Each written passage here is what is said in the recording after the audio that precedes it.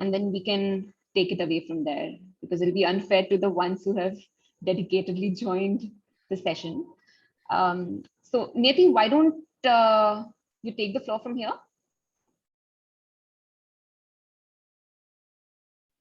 And Neti, you're still on mute.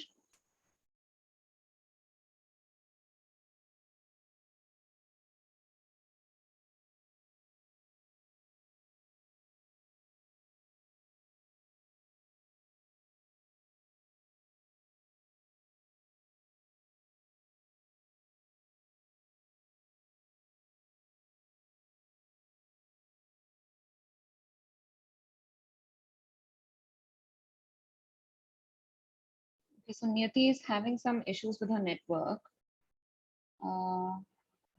Just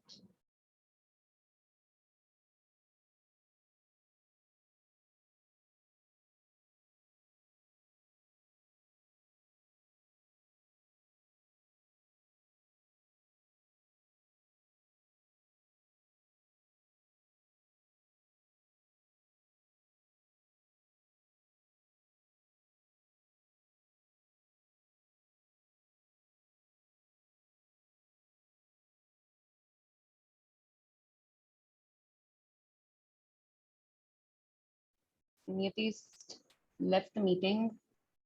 This is an unfortunate issue with online events. It's just, it can never be planned to the T. But maybe I'll do this to fill in for Niyati while she's away. So Suparna, Tejasi and I, Suparna is here on the call as well. We started off with the Feminist Economics and Policy Initiative last year in September, recognizing the need to have a platform to approach economics from a different methodological lens, to bring in more diversity of views of people who have been hitherto underrepresented in the field, and to ease that channel of communication in the field of economics as it currently stands, because it can be a field that is a bit too dense for lay people to absorb. And with that vision, we started off this initiative at the Jindal School of Government and Public Policy at Jindal Global University. So in today's conversation, what we have tried to do is to welcome Isha, and she will be taking us through her recent article that looks at how adolescent girls in Mumbai across classes engage with access to mobile phones. And this is a very interesting research gap that she aims to fill, because I think in the current literature as it stands, we have a broader understanding of how women have or do not have access to digital technologies. And I think all of us are really looking forward to this conversation. And I will start sharing my screen and share Isha's presentation. And Isha, please, the floor is yours, and go ahead and introduce yourself. Thank you so much for being here too. This is an absolute privilege for us. Thanks, Anya. That was really nice invitation. Yeah, thanks everyone for being here today. It's really nice to be here. So my name is Isha, and I'm a sociology PhD student at the University of California, Irvine. And this project that I'll be presenting today was basically my MA project at UCI. I collected data for it right before the pandemic began. And so, yeah, this talk is about how gender and class together shape adolescent mobile phone access in Mumbai. And as I sort of go over the findings before that, I'll also share my research process and my methods. I'll also pause to take any questions that you have. So actually throughout the talk, please feel free to post comments, opinions, or questions into the chat as well. Can we go to the next slide? Thank you. So yeah, we can start with just the research questions for this study. I started with one very simple question, which is how do adolescents access mobile phones? By which I mean, what are the ways in which they gain access? And how do these modes of access vary by gender and class? So as Tanya pointed out, a lot of the literature on mobile phones and on gender it sort of deals with broader topics. And in my case, I noticed that a lot of this literature simply assumes that everyone who uses a mobile phone owns a mobile phone, which is very much not the case. Anyone in India can sort of attest to that. A lot of people access phones by sharing them, by borrowing them. We have all of these innovative ways to access phones, especially in the face of resource difficulties or financial strain. And this is how, in fact, most of the world's population accesses technology. So I felt like it was important to start with a very basic empirical question to sort of clear these facts, to sort of set that record straight. And so my first question is a what question. What are the ways in which mobile phones are accessed? The second one is more complex. Here I'm asking, how do gender and class sort of work together?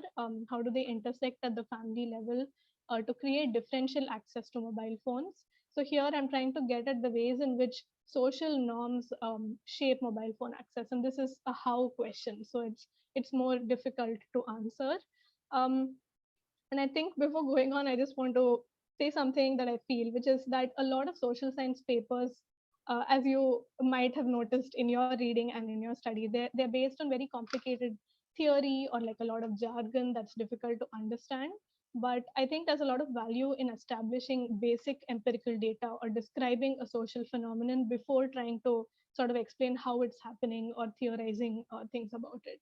So that's sort of the approach I took in this paper, which is trying to understand what we are trying to look at before setting out to explain it. Can we go to the next slide, please? Yeah, and now I'll sort of take you through the way in which I carried out this study. So first, since I wanted to look at adolescents, and my focus is very much on adolescent girls, I'm interested in gender issues in most of my research projects. I was interested in this group because of two things. One is that I felt adolescent girls are the group that faces maximum amount of restrictions or control within society. And the second reason is that in most literature, research papers, even op-eds, media articles, social discourse in general, they are very often spoken for by others, but we very rarely hear the voices of adolescent girls directly. So this is something that I wanted to intervene in through this paper. Um, so practically what I needed to do was to look at to reach adolescents across class groups. And it would be really tedious to sort of go individually, find individual adolescents to interview. So I decided to sort of go through schools, which would give me access to a large group of adolescents in an efficient way. I sort of narrowed down super high income and super low income localities in Bombay, and I sort of approached schools in those areas and tried to get permission to do this study. It was a lot harder to get access to international schools, which are high income schools. It was easier to get access into government schools. And this also says something about the ways in which schools view students and education and intruders and things like that. Um, but yeah, so as a result of that, I was able to work in 6 low income schools, 1 high income school. Um, and my focus group was basically adolescents in the ninth standard. So this is the age group of 13 to 15 years. In all, I think I interacted with around 300 adolescents for this study. Um, the way I approach methods was actually quite interesting. Usually, a lot of qualitative papers rely on individual interviews. But in my case, I decided to do something a little different. Since this was a group of adolescents, I was aware that it would be good to sort of offset the power differential between an adult researcher and an adolescent respondent. So I decided to conduct group interviews um, with girls in their classrooms. And I found that this sort of gave them a sense of ownership over the space. They felt much more excited to sort of be participating in a group of their friends. I had them group up only with their friends. These were groups of 6 to 8 girls. And I spoke to one group at a time. I met each group 3 different times, so over 3 different days to build trust and to sort of to get into the questions slowly. Um, and so, yeah, I did these group interviews, and I also found that there were some unintended but useful effects. For example, if I asked a certain question, and like 2 girls were like giving me wrong or like they were lying about something, their friends would immediately react and call them out. So I was able to sort of ensure that my data was was more reliable than it might have been otherwise. And aside from group interviews, which were just with girls, I also did surveys with boys and girls. So this would give me sort of an additional arm of direct gender comparison. Um, yeah, so these surveys sort of collected a lot of basic data about mobile phone use, family dynamics, levels of monitoring within the home, and a lot of other sort of basic demographic data that I could use. And in general, I like to use mixed methods, which here I've used surveys and interviews. I feel like it allows me to get at my questions in a much more interesting way.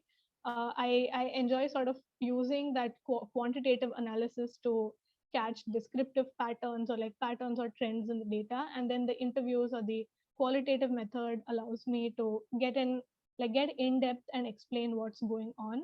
And sometimes I also sort of ask the same questions in different ways across interviews and surveys. So this lets me triangulate my data and sort of improve the validity of what I'm finding. Um, yeah, and as for the analysis, the interview data was coded qualitatively, which means I sort of went through all of the data and labeled it with codes, thematic codes that I came up with, and then I sort of analyzed it to identify the key themes that were emerging from the interview data. And the survey data, I sort of cleaned it, coded it, and I carried out very basic things, descriptive statistics and chi-square tests to check for associations between, for example, gender and access to mobile phones, or class and access to mobile phones, as well as both. I'll pause here to take any questions that you might have. Please feel free to ask in the chat or to unmute yourself and ask.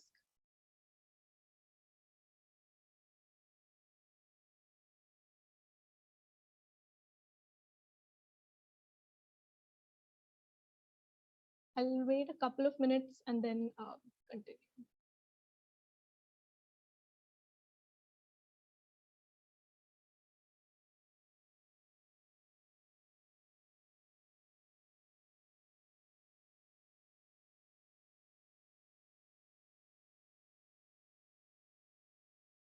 So, out of curiosity, Isha, what kind of so you talked about how high schools that cater to the high income class were restrictive of your presence to conduct uh, your research.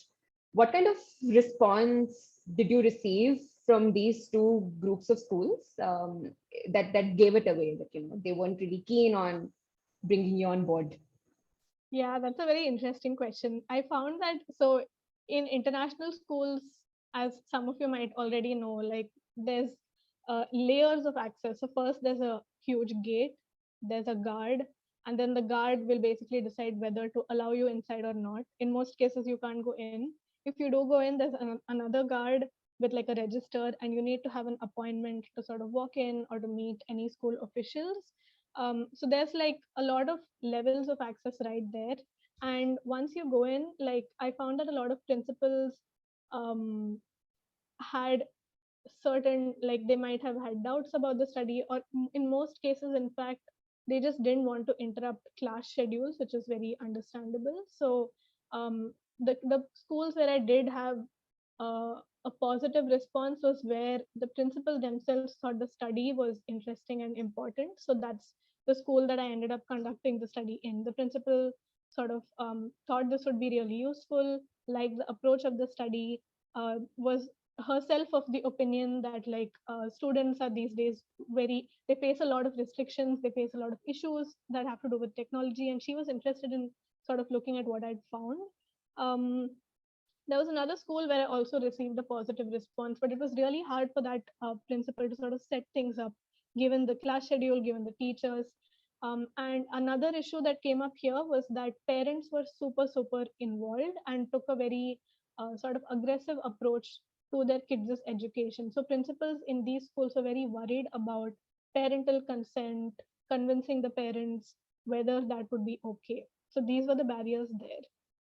In low income schools, I found that even saying that I'm a researcher who's studying in the US had a very strong positive effect on teachers or on principals. And they were often also of the opinion that uh, students needed to be sort of disciplined with respect to mobile phone use. So many of them interpreted this study as something that was like me doing a session for kids and teaching them about the evils of mobile phones and things like that, which was obviously not the case.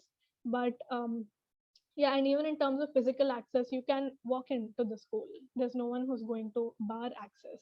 So my positionality as a middle class upper caste researcher definitely influenced my access to both of these types of schools. And that was something I had to be sort of cognizant of, sensitive about, because it could potentially lead to different ways of treating the schools or treating the study. Yeah. That's very interesting. Thank you so much. Mhm. Yeah, if we don't have any other questions, we can, I think, go on to the next slide. So here I'll sort of describe the findings of the study and how I went about that. If you remember, the first question was a very basic one about how adolescents access mobile phones. So at a very descriptive level, I found there were three modes of access for the adolescents I interviewed across both the classes. One is ownership, where you have your own phone, and that's that. The second is borrowing, which was pretty common. So you have adolescents borrowing phones from family members. And the third is this idea of a common phone in the house, which multiple members use simultaneously. Um, and these three modes, as you all will know, they aren't mutually exclusive. So you could have your own phone and still borrow someone else's phone or use the common phone. So it's not just one or the other. Um, and the other thing that was interesting is that families use multiple modes across class. So you would expect that in higher income families where everyone can afford their own iPhone, we still saw really high rates of borrowing. So this table sort of helps to parse out what's going on. The stuff in yellow is sort of the numbers for the group as a whole. So for the low income group as a whole, you can see that only around 22% of adolescents reported having their own phone, but 88% accessed phones through borrowing. And in the high income group, it's kind of the opposite. You have 88% of adolescents who have their own phone, but at the same time, you see very high rates of borrowing as well. Nearly 80% also borrow phones. And then here in this table, we can also see gender differences. In the low income group, we see clear gender differences in ownership. So male adolescents are more likely to own phones than female adolescents. But in the high income group, we don't see any significant difference. Um, so we're sort of already starting to see that gender and class combine to create constraining effects on access to mobile phones. I'm going to pause to get some water, but can we go to the next slide?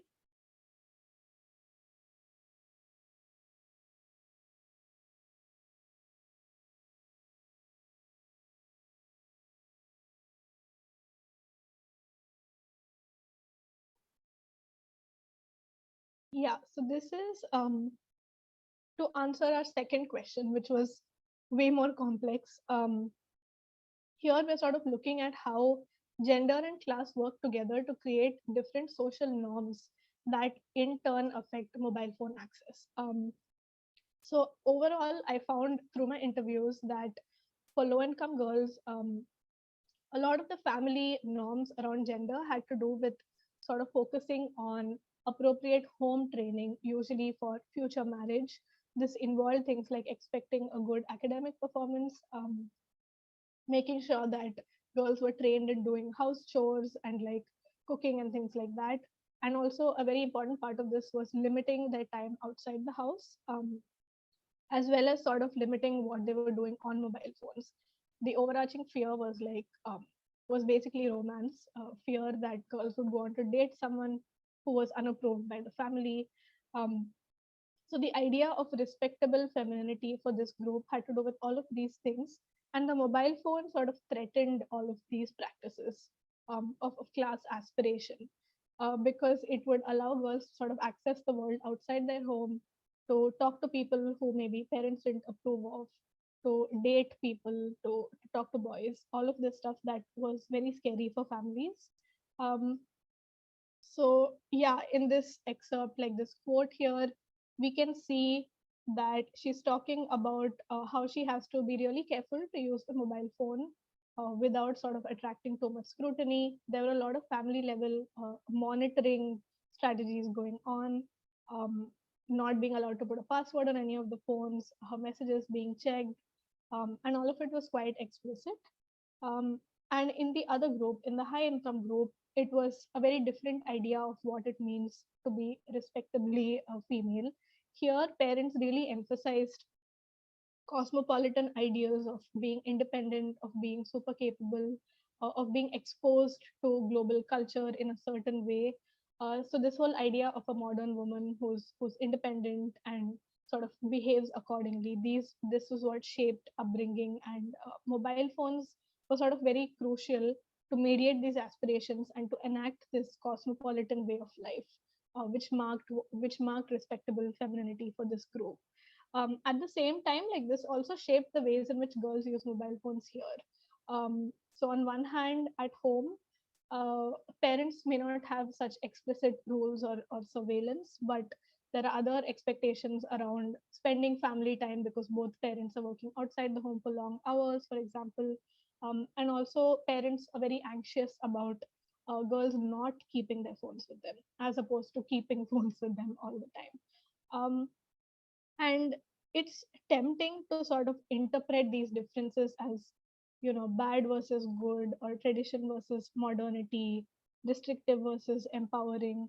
But it's not very useful to do that. Like, I would say that it's useful to consider how these ideas of respectable femininity create different conditions for each group of girls to live within, how they form the cultural frames of their everyday life, and it also decides what strategies they use to access things that are out of their reach, and sort of also uncover what it means to have a choice, what it means to face certain kinds of domination or control, and how they shape girls and women's lives in general.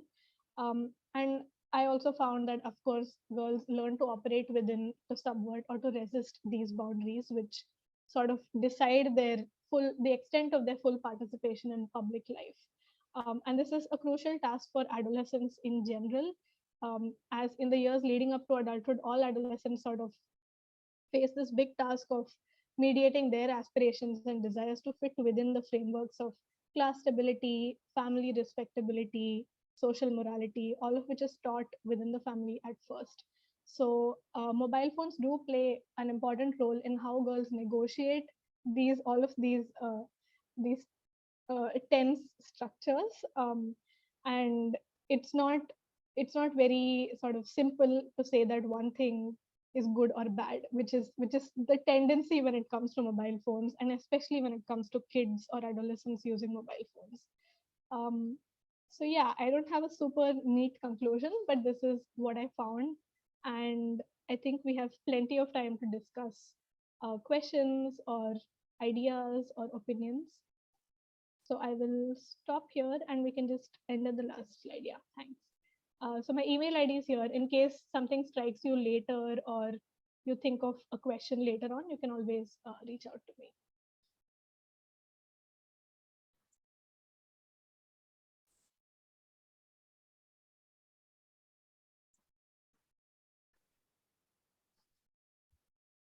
So I'll just maybe give people the time to come up with questions and take a bunch from our form responses.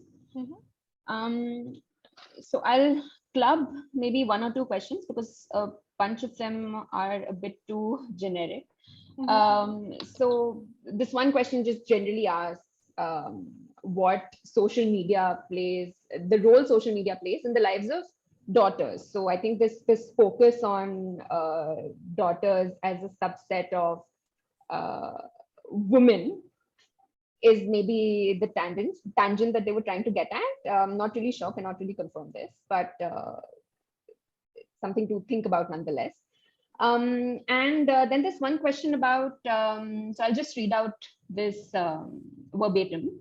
Your paper Mhm. suggests that you do have young boys as respondents. I'm curious to know how they see the gender divide and the inequality you have discussed and what they feel about it. Yeah, these are really good questions. So I'll answer the second one first. Yeah. I've done a project previously with a prof who I was working with, where we sort of tried to interview and work with groups of boys as well as girls, and that was within low income communities in Mumbai. But we found that adolescent boys in that age group were very reticent with female researchers, so they were not they wouldn't open up to the same extent that adolescent girls did, even though they sort of gave consent to participate in the study and they were curious about the questions and so on. So for that reason, this study, like recognizing that practical limitation, I had done interviews only with adolescent girls, so I don't have in-depth qualitative data on the perspectives of adolescent boys. But from whatever we found out in the previous project, it seems like boys face a lot of their own pressures, especially in low income communities. We found that overall families' approaches were that phones are safe in the hands of boys, because if boys are sitting and looking at their phones, it means they're not off somewhere, either indulging in drugs or participating in violence, which were concerns for low income parents.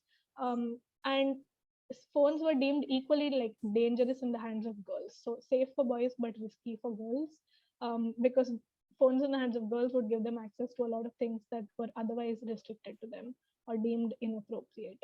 So one limitation of the study is that I didn't have the time to talk to teachers, to parents, and to boys. And this is something that would be really nice to sort of see a study on. Um, uh, but yeah, the surveys do give us a little bit of data on boys' perspectives and experiences. So um, it's hard to know, like it's we don't have their voice, but we do have some descriptive information about their experiences. I hope that answers the question. And the role of social media in the lives of daughters. This study was sort of I I wanted to look first at the question of access and then at the question of use. So social media's role would come under that, the use of mobile phones. But I did have a little bit of information on what that looks like, especially in terms of restrictions that are faced. I found that for low income um, adolescent girls especially, social media was something that they couldn't access directly. So if they couldn't make their own accounts on social media platforms, for example, because most of the time their access was coming from shared phones, so there was not as much privacy that would allow them to sort of participate completely in social media. But they had their own strategies to get access anyway. So they would make accounts, use fake names, put like profile photos of babies or flowers. This was pretty common as a way to hide their identity and still get access. They would use phones late at night, and borrow them from family members. And they had their own ways to sort of message friends, but also keep them hidden or deleted or private. So there was a lot more strategizing going on to gain access. Um, in the high income group of girls, I found things were slightly different. They had a lot of access at first glance, in the sense that they weren't facing a daily continuous monitoring of their mobile phones, but at the same time parents restricted access to certain apps or certain platforms or whatever that they thought was unsafe. So that might explain why high income adolescents still do a lot of borrowing. So they would borrow parents phones to access things that were restricted on their phones. But in general, they had much more access to social media and much more unmonitored access, which sort of came with its own difficulties, because a lot of the girls in this group reported facing sexual harassment or certain kinds of exposure to certain kinds of materials online that they otherwise would not have or should not have experienced. So yeah, I think that's the information I have on the role of social media from this study. And I'll answer the questions in the chat. How did you come up with this idea to explore this theme? Um, so because I had done this previous project with this professor I was working with at the Tata Institute of Social Sciences. So that project was basically looking at similar themes about how girls experience barriers to online, basically participating online. And that sort of formed the basic idea for the study. And as I was doing the literature review for that study, I noticed all these gaps in the literature that I spoke about in the beginning of this talk. So that sort of gave me the idea to explore this in detail. And there are quite a few studies looking at how adolescents or young women use mobile phones, but I was interested in clarifying these uh, uh, basic questions about access, because it seemed like there was a lot of misinformation or skewed information about it in the research literature, which, a lot of which comes from Western countries where most people do have their own mobile phones. So I thought it would be good to sort of intervene and explore this further. And I was also very interested in looking at what adolescent girls themselves had to say. I could find very, very, very few papers that sort of brought out their voices as the priority of the study. The second question is regarding the girls who did have access to mobile phones in low income schools. What are the reasons behind them owning a phone? And did you see any class differences within low income schools, which may not have affected phone ownership? This is a really good question. And I don't think I have enough in-depth data to explore this, in the sense that this is not one of the questions I asked, and therefore whatever data I have to answer it comes indirectly from the other questions I asked. um, Let me think. So people who did have access to mobile phones, I don't have direct answers to why some girls had mobile phones and others didn't. uh, the very shallow impressions I have is that certain parents either had more money than others, or were more generous or indulgent than others. But one thing I did notice is that a lot of girls expected to receive their own mobile phones after passing the 10th standard exams. Like, this was a theme. So they would sort of bargain with their parents to say, if we do well in 10th, you have to get us our own phone. um, so that's one thing I did notice. Class differences within low income schools. This is again something I am very curious about. But it was beyond the scope of my field work. Like, I was only able to look at two broad class groups, which is very low income and very high income. I did not look at middle class adolescents, because there's so much research on like the middle class group in general. So yeah, I would also be curious to know about like more nuanced layer details about in like within class differences.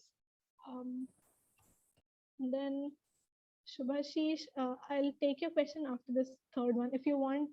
Or actually, why don't you tell me your question and then I'll answer yours. And Yeah, so hi, I teach in the public policy department, and before I ask my question, I just want to say what an excellent initiative this is by our public policy students. And I should say that, I attended their first meeting, and where they had invited this scholar called Vijay Amba from ISI Delhi.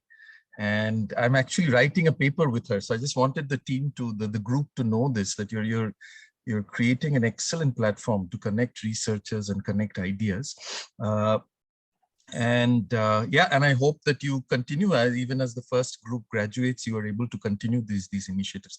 So my question for you is, so you said something about how you got motivated to do this uh,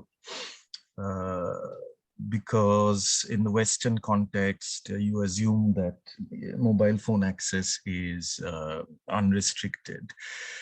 So therefore, so I guess the first question is, so I'm still not clear as to uh, what the okay, and then therefore you do this study, and so what have we learned now? So we've learned now that access is much more restricted, particularly more so amongst the lower classes. But then you're also telling a story about resistance as well.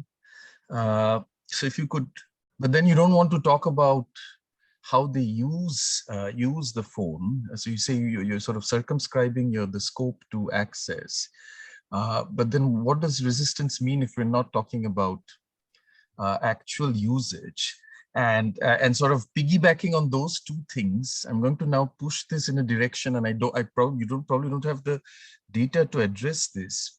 But if you're telling me that the sort of agency of lower class adolescents is sort of more circumscribed, I wonder what you think about, say, for example, recently there was this, and I just checked before I asked this question. Okay, so adolescence means 10 to 19 years old, at least for whatever came up on Google. So I was thinking about this girl, who was recently arrested on this, in this, I think, Bully by case. There was this 18-year-old kid.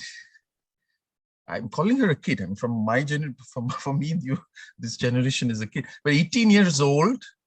And she was essentially involved in all this. So essentially what I saw, there was actually a form of agency within, of course, the right-wing, ecosystem. But there was some agency there. And it was coming from this adolescent, 18 years old. The only thing I can see is that one could say that, so her parents I think she lost her parents during the pandemic. So that may have been partially what may have sort of, in a way, sort of, unhinged her in that sense, unlike some of your other respondents who had parents looking over them. And I'm not even sure if, but from what I gather, this is not a one-off thing. There is something called the trads in the right-wing ecosystem. And there may be other kids like this within that ecosystem who are finding some sort of a circumscribed voice, of course, but a voice nonetheless, a voice amongst conservative, ultra-conservative men, and who value these voices precisely because they are anti-Muslim and anti, whatever. But it's a circumscribed, but a certain kind of agency as well. So I guess just your thoughts on these things. Yeah, these are such great questions, Professor. These are really good points. I'll go by one. The first is this access and use thing. So I did collect a lot of data on use as well, but the way I've split the paper is I first wrote the paper about access, and I'm hoping to write a second one looking at my data on use. So it's more a sort of theoretical distinction, but I do have the data to look at this.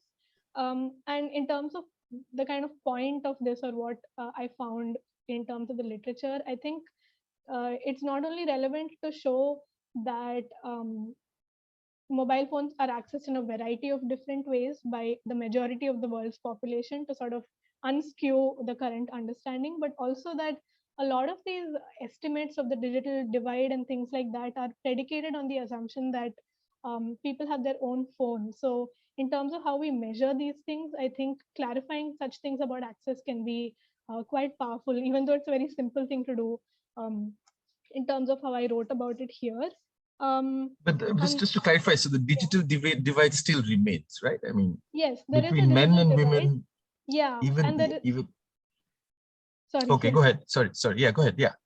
Yeah, I think the way in which it's measured, so there is a digital divide between men and women in India, and the way internationally that it's measured, according to a paper I read recently, is it assumes that mobile phone ownership is the only way of accessing mobile phones.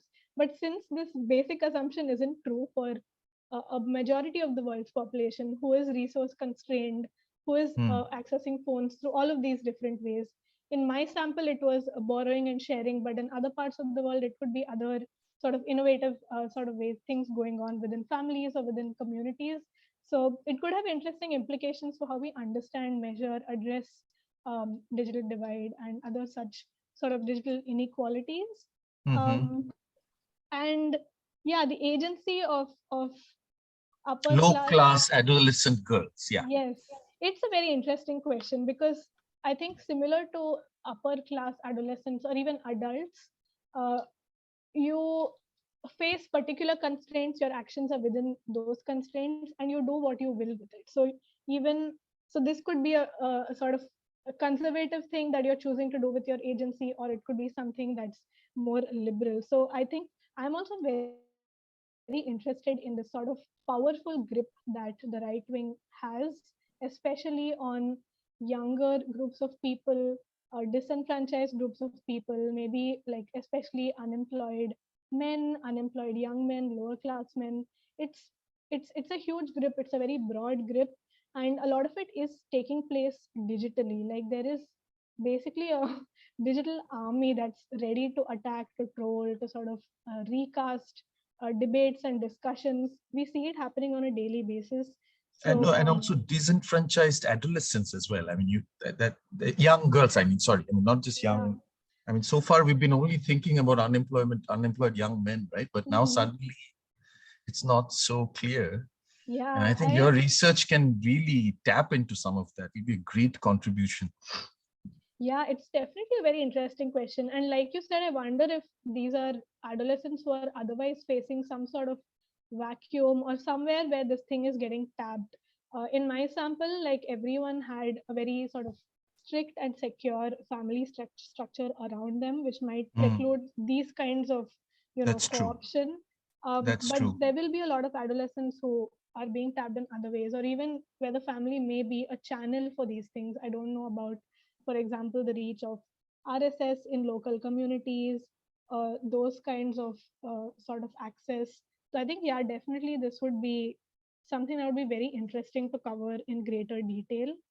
Yeah, if you can sort of vary the context of your study and yeah, have kids coming from sort of these not so well structured backgrounds. yeah, I mean, this is just. I mean, I see this because you're just starting out, right? And I mean, you for your dissertation, if you write your PhD, you'll have to have more things to look at. So these, this is a direction if you explore. I mean, and we're really waiting for answers. That's all I I can know. tell you.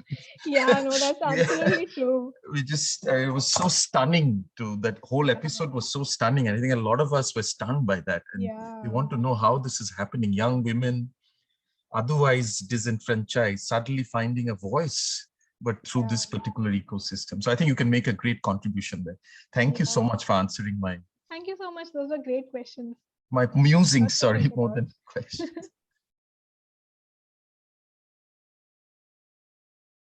I think Tanya has shared something for all of us. Oh, thank you, Danya. Absolutely no worries. It was just to give the participants a bit more context on the role communalism really plays in the minds of young people.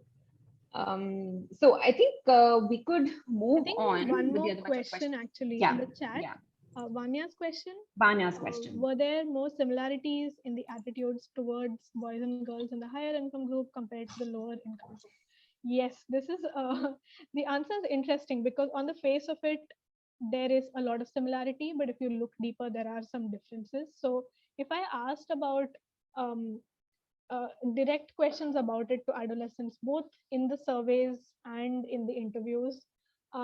Adolescents in the higher income group consistently said things like, our parents are super liberal, there's no difference in how they treat me and my brother. They are very sort of gender equal, very progressive. We aren't sort of treated differently in any way, whether with respect to mobile phones or other things. But then answers to other questions revealed some inconsistencies. So things like if a sister and a brother from this group are outside the home, their response, like parents' response to them, is quite different. So girls, there's a lot of panic around them being safe outside the home, a lot of pressure to sort of stay in touch constantly, and a lot of fear about especially them interacting with lower class men and this being dangerous. Um, these attitudes weren't as prevalent in the case of boys, as you might expect. But it says something about the way in which you are thinking. Like you are aware that being gender equal is the right thing or the correct, like the politically correct thing to be. And so this is the sort of image you want to create and the image you want to hold your family to. But at the same time, like you look a little deeper, and yes, there are gender differences, there are differences in attitudes and norms, but it's veiled because there's this class expectation of being progressive. And so as you're adhering to it, you may be hiding or masking some other things. So a slightly complicated answer, but um, yeah, I hope that answers the question. I'm just going to take a second to find my laptop charger. But yeah, Venu's question about, is this difference only in terms of income? Does education play any role? Yes. So actually, I've used the word class here in this paper. But what I was looking at um, while structuring the study is SES, which is socioeconomic status. And socioeconomic status is a composite variable, which means it's measured in terms of three things. One is education, one is income, and one is occupation. And so, since these are adolescents, I sort of collected data about their parents' education, occupation, and income. And so, these are the three things that I use to sort of verify or sort of divide adolescents into different class groups. So yeah, education definitely is part of how in any discipline, the way in which class or SES is measured.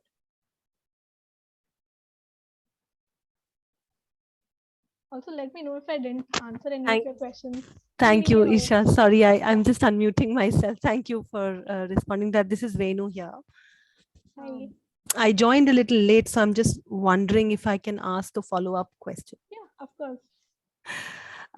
So very thank you again for writing this paper. I really enjoyed it because I work in Delhi and we work at the margins of the metropolitan city with women and girls in urban slums, and we look at mobile as well. So just was curious to know in terms of your questionnaire and whether it was self-administered, and were there just as a methodology, I'm trying to understand the what you as a researcher found as possible limitations with that methodology, and if you can just speak to it a little bit. Thanks, Venu. That your work sounds really, really interesting and like super important. And this is a really good question. I think I could give like a whole other talk just on my methods. I've thought a lot about them. In terms of the surveys, um, I had paper surveys, so I printed out surveys because I wasn't sure about technological literacy access, how that would go. So I had simple paper surveys. I translated them into Hindi, especially for the low income group, where not everyone was familiar with English or able to sort of be fluent in reading and writing. Um, I kept the questions very simple. So they were a mixture of descriptive questions. I tried to make as many tick marked or multiple choice, and a few things where they may have had to write answers, like who are the family members in their house and stuff like that. And in terms of how I carried it out and administered it, I carried out the surveys within school classrooms. So in each classroom, to all the adolescents who consented to participate, I would distribute the sheets, and then I made sure that they were anonymous, so there was no identifying information collected. And I was also present in the classroom the whole time that everyone was filling it out. So I would sort of walk around, see if there was any difficulty in understanding a question or any doubts, which is very common with surveys in general, but especially with adolescents.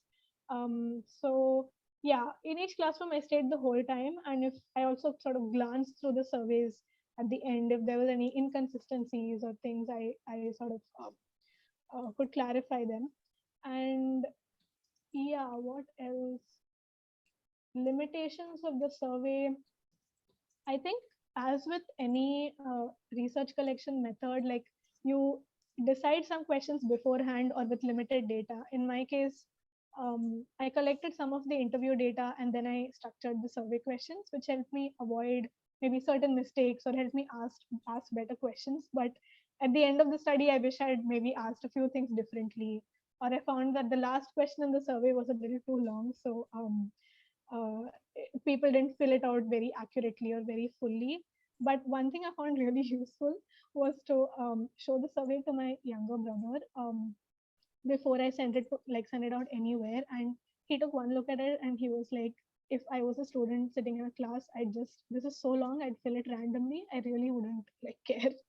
So I took his help to sort of make it more fun to fill, make it a lot shorter, make it easier to read and like easy to understand.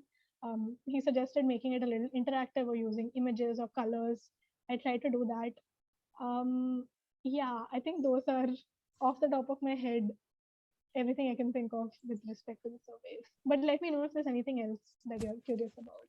No, that absolutely resonates with our own findings as well. That a lot of times survey questionnaires are filled randomly, and actually, the qualitative ethnographic methodologies really is what contributes to our understanding.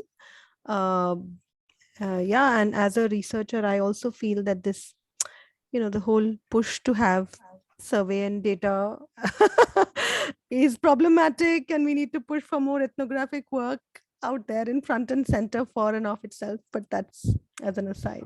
Just Yeah, if I may completely just agree. put in a word there, there is some survey. I mean, survey researchers think about this stuff. So there is some research that's coming up that is trying to embed questions in the survey that might be able to sort of what they call trap or filter the person who is sort of filling these things randomly. I just don't have a sort of a citation for you, but if you just keep sort of search in Google, like, question, you just type, problems with random survey responses and so on, I'm sure you'll get something on that, okay? If you're, yeah, That actually just sounds a fantastic. Thank you. yeah, I mean, because I just remember being at a conference and sitting at a panel where every paper was just on this topic. Oh. How do you trap and filter those people? This is after you've crafted. I mean, obviously, after you've gotten through these basic problems of not Mhm. having too long a questionnaire and things like that, you will still have people filling these things up, not very seriously and randomly. The question is, so the sort of the methodological problem is, can I have a question or two that can sort of filter out these sorts of responses. So there's a lot of, I just don't have any paper that I can recommend right now, but I think you should be able to find it quite easily. Because I was A lot attending. of work Subhashish done on that actually, but my objection was a little more fundamental. There's a lot of work done around questionnaires and how you can, in quotes, trap respondents. But the point I was making was a little more fundamental. I I guess, don't yeah, know. here if you have kids who are like sitting in class, really don't want to fill the survey, then it maybe isn't, maybe like the survey as a whole is what is being compromised. But Yeah, I mean, you can yeah. always, I mean, you should always triangulate. I mean, but Mm-hmm. I'm just saying, like, before you give up on the Yeah. survey, Mm-hmm. yeah, just some things you might be able to do. Yeah, this But of sounds like a course, very useful triangulating is the tool. right approach. Mm-hmm.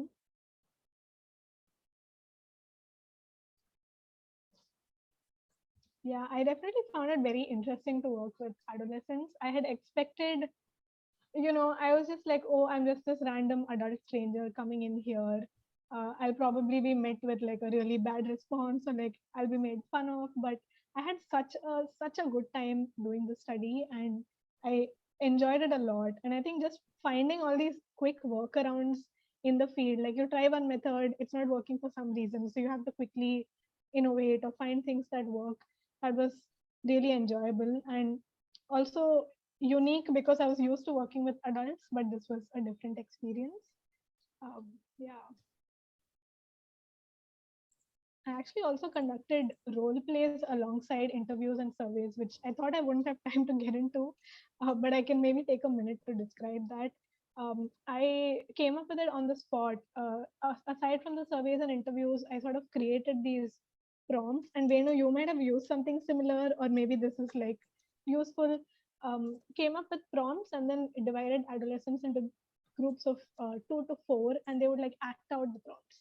So if the prompt was something as simple as, your dad comes back from work and you're talking to your boyfriend on the phone, this is like, it just, all the things that adolescents would not want to share and that I wouldn't want to broach because maybe it's very private or I'm trying to be sensitive to um, sort of respecting that, these things would come out in the role play. So while enacting things, you're getting a very accurate sort of, it's rolling off everyone's tongues, the things they're hearing at home, the phrases that I use, the ways in which they text their friends verbatim. So they would just in their acting look at the fake phone and then just talk the way they text or talk the way someone else is texting to them.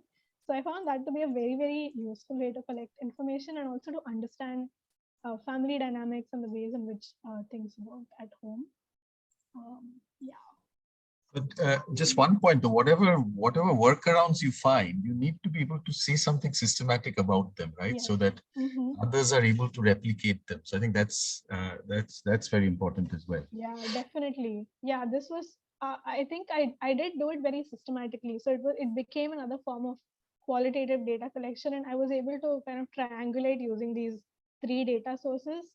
And it was nice because whatever wasn't matching up across the 3, I could sort of ask questions about it more in depth in the interviews, on the role plays, and find those answers, or at least explain the inconsistency. Right. That's nice.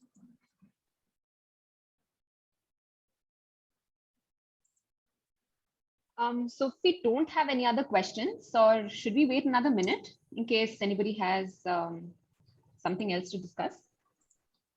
Yeah, maybe we can just wait a minute. Or if you want to wrap up on time, we can wrap up now. You can take the call. Isha, sorry again, my real sincere apologies. I did join No late, but the age group of the young people you worked with throughout.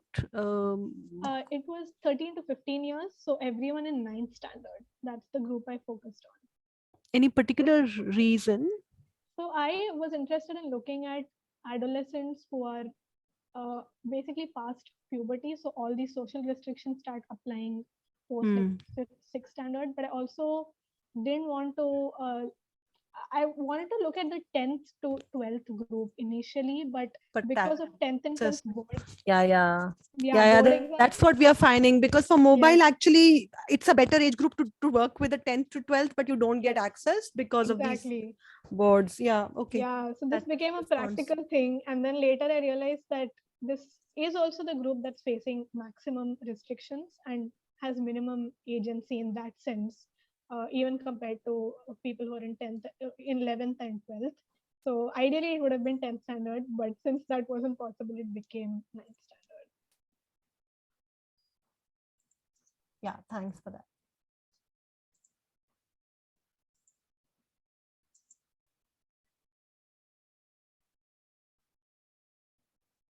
And these were government schools, like in Mumbai, These were a mix of government schools and international schools. So yeah, that's your spectrum. Yeah. Yeah. So yeah, government schools and international. And have you managed to document differences in terms of how readily they were willing to give you access to the students? This was something I was Were you able speaking to about document that? Yes, I have so many notes on this. I really was wishing to write a methodology paper at some point because I took so many new notes just during my methods process and how I got access and how difficult it was. And like even ethnographic notes on the schools themselves, the reception, the setting. Yeah, there were a lot of differences and it was very interesting to sort of see how drastic those were. So we did sorry to share again, we did a large piece of work in late 90s, early 2000s on sexual and reproductive health in schools. And it's very interesting to see that nothing much has changed after so many years when you're trying to access young people in schools. Yeah, just wanted to make that comment. That's amazing because my MA thesis at IIT Madras was about adolescent sexual and reproductive health. So this is like a very. So I'm really. I can share that work as an aside please later. do. I would Please love to I'll read it. put my email here in the chat. Yes, thank you.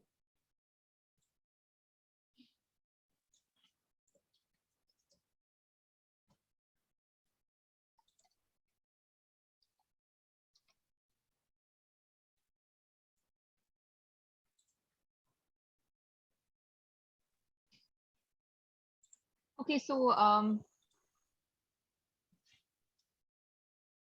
right, so I think now we'll bring the session to a close. Thank you so much, everybody who interacted. And thanks again to Isha for taking out time this Sunday. This is absolutely fascinating for all of us, I'm sure. And in case you haven't read the paper yet, I'm happy to share a link or maybe even the PDF. So if you could drop in your email IDs, but I think most of us are from Jindal Global University, so you may already have access to the paper. So once again, thank you so much, everybody. And Isha, thank you for taking out the time. Thank Have you a so wonderful much for Sunday ahead. organizing this and for inviting me. It was really nice. Thank you. Yeah, so much. thanks. Thanks for your findings and all this interesting conversation about methods. So nice. Thank you. Yeah, thank you so much. This was great fun. Yeah. Bye-bye. Bye. Thank you, Isha. Bye-bye. Bye.